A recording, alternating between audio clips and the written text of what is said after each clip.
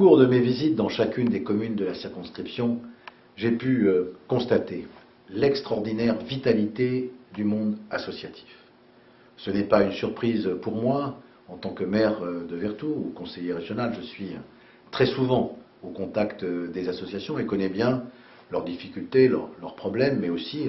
tout ce qui fonctionne bien chez elles, car il y a des choses qui fonctionnent bien. Je veux, en tant que député, si je suis élu, m'engager à leur côté, à la fois par ma présence, tout simplement, aux assemblées générales, aux diverses manifestations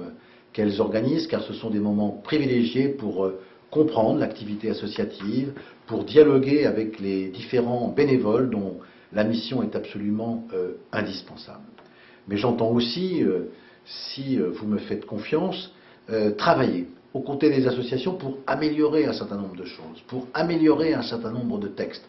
Aujourd'hui, on sait que la responsabilité des dirigeants d'associations, des bénévoles qui s'occupent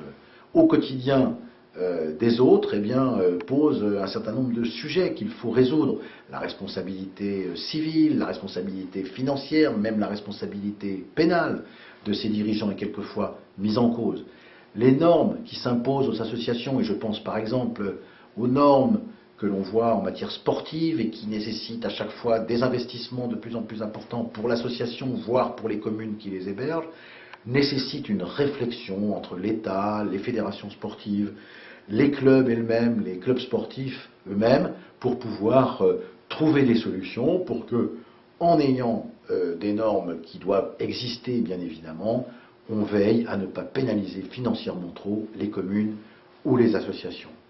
Dans le domaine humanitaire et social, j'ai pu, au contact des nombreuses associations que j'ai rencontrées dans la circonscription, je pense à Pacmouille à Valette, je pense à la Banque humanitaire au Palais, à Femmes en détresse à Gétigné,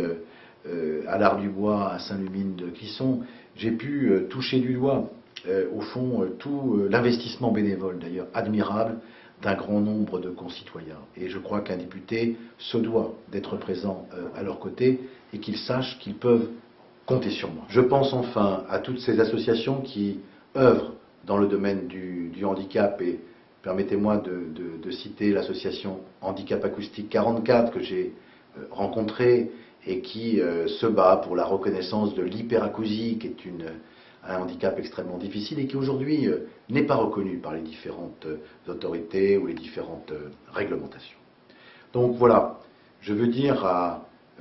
toutes ces bénévoles, à tous ces bénévoles qui œuvrent dans tous les domaines de la vie associative, que je m'engagerai auprès d'eux, que je m'engage à être présent, à les écouter, à être accessible et enfin à travailler avec eux pour l'amélioration des différents textes, des différentes réglementations qui les concernent.